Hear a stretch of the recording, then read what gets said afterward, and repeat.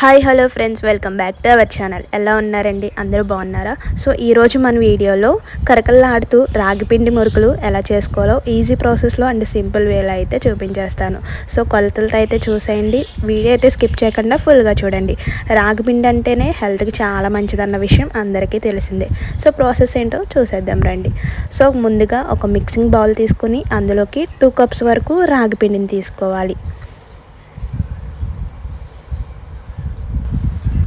Next అందులోకి వేపుడు శనగపప్పు ఉంటుంది కదండి, దాన్ని అలా మిక్సింగ్ పట్టేసుకొని 1 కప్పు వరకు శనగపిండిని తీసుకోవాలి. అలాగే 3/4 కప్పు దాకా వరిపిండిని తీసుకోవాలండి. వరిపిండి తక్కువ తీసుకున్నా పర్వాలేదు.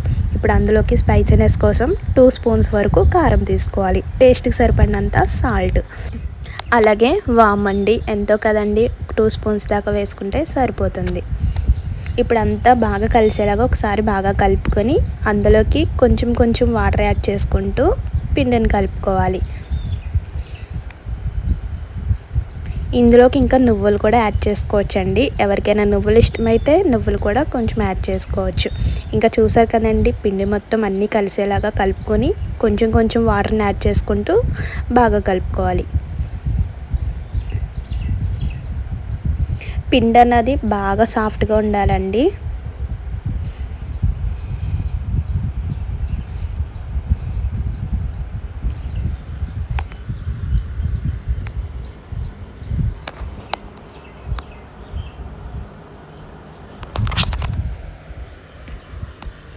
ఈ రాగి మురుకులు మన హెల్త్కి చాలా మంచిదండి. సో పిల్లలకి స్నాక్స్కో కూడా పెట్టచ్చు.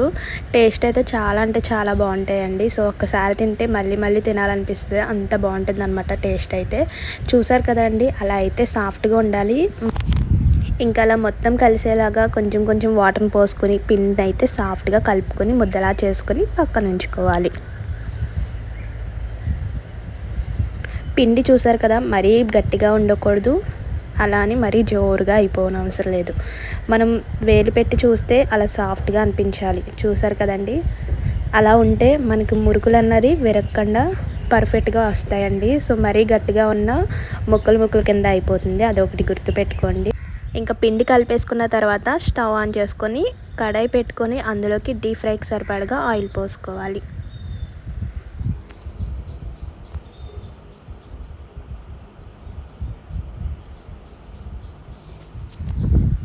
ఇప్పుడు చూసారు కదండి, రాగిపిండి మురుకులు వేసుకోవడానికి చక్రాల గిద్ద ఉంటుంది కదండి, సో అదైతే తీసుకొని దాని లోపలికి ఆయిల్ అప్లై చేసుకుని ఉంచుకోవాలి.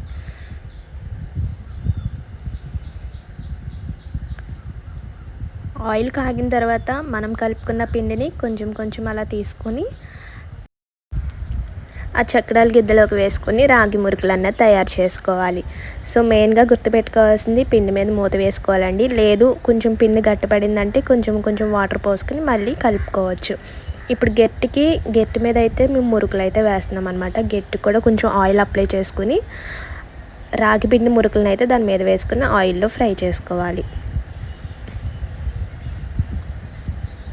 పిండి ఆరిపోతే కనుక మనకి రాగి పిండి మురుకులు అన్నది ముక్కలు ముక్కల కింద అయిపోతుంది, అదొకటి గుర్తుపెట్టుకోండి. ఇంకా మిగతా పిండిని కూడా సేమ్ ప్రాసెస్లో తయారు చేసుకొని వేయించుకోవాలి. ఇంకో విషయం అండి, వెంటనే గట్టి పెట్టి తిప్పవసరం లేదండి. కొంచెం పొంగు వస్తుంది కదా, ఆ పొంగు పోయేంత వరకు గట్టి పెట్టకూడదు. పొంగు పోయిన తర్వాత మనం గట్టి పెట్టుకొని అటువైపున ఇటువైపున కూడా వేయించుకోవాలి. ఇప్పుడు స్కూల్స్ టైం ఒకటి కదండి, పిల్లలకి స్నాక్స్గా కూడా పెట్టచ్చు. సో ఒక్కసారి తిన్నారంటే మళ్ళీ మళ్ళీ కావాలంటారు. చూడడానికి ఎలా ఉన్నా టేస్ట్ అయితే సూపర్ ఉంటుంది. సింపుల్ ప్రాసెస్లో అయితే చేసుకోవచ్చండి. వీడియో స్కిప్ చేయకుండా ఫుల్గా చూడండి. ఎలా ఉందో కామెంట్ చేయడం మర్చిపోవద్దు. మీరు కూడా ట్రై చేసి తప్పకుండా టేస్ట్ చేయండి. ఇంకా చూసారు కదండి, వెంటనే గట్టి పెట్టకుండా పొంగి తగ్గిన తర్వాత గట్టి పెట్టుకోవాలి. లో ఫ్లేమ్లో ఉంచుకుని ఫ్రై చేసుకోవాలండి. ఇంకా వేగిపోయిన తర్వాత మనం పక్కకు తీసేసుకోవడమే. ఇప్పుడు అందరూ పిల్లలకి స్నాక్స్ కింద లేస్ ప్యాకెట్స్ ఇవన్నీ పెడుతున్నారు కదా, అలా కాకుండా ఇలా హెల్దీ రెసిపీస్ ఇంట్లో తయారు చేసి పెట్టండి, పిల్లలకి హెల్దీగా ఉంటారు.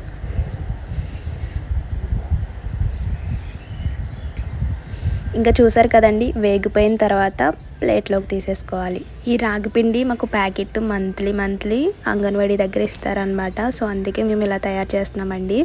సో రాగిపిండి ఉంటుంది కదా, వేస్ట్ అవ్వడం ఎందుకని, హెల్త్కి అయితే చాలా మంచిది రాగిపిండి. రాగిపిండితో చాలానే తయారు చేసుకోవచ్చండి. రాగిపిండి జావా, రాగిపిండి దోశలు, రాగిపిండి ఇడ్లీలు, ఇలా అన్నిటిలోనూ కూడా మనం రాగిపిండిని అయితే యూస్ చేసుకోవచ్చు. హెల్త్కి మంచిది కూడా.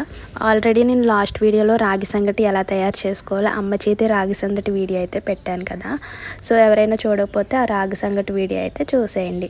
సో వీక్లీ ఒక 2 times అయినా ఈ రాగి పిండితో ఏదో ఒక రెసిపీ చేసుకుని తింటే హెల్త్కి చాలా అంటే చాలా మంచిదండి. సో రాగిపిండి జావా, రాగిపిండి సంగటి అంటే చిన్నపిల్లలు ఎవరో తినరు కాబట్టి ఇలాంటి రాగిపిండి మురుకులు తయారు చేస్తే పిల్లలు కూడా చాలా ఇష్టంగా తింటారు. చూసారు కదండి, ఇలా ఈజీగా కరకల్లాడుతూ రాగిపిండి మురుకుల్ని తయారు చేసుకోవచ్చు. ఈ వేలో ఈ ప్రాసెస్లో తయారు చేయండి, అస్సలు అంటే అసలు వదిలిపెట్టరు. టేస్ట్ అయితే చాలా అంటే చాలా బాగుంటుంది, అలాగే చాలా క్రిస్పీగా కూడా ఉంటుంది. సో చూసారు కదా. సో వీడియో నచ్చితే తప్పకుండా ఒక లైక్ చేయడం మాత్రం మర్చిపోవద్దు. ఇంకా ఇలాంటి మరిన్ని వీడియోస్ కోసం మన ఛానల్ సబ్స్క్రైబ్ చేసుకోండి. బాయ్.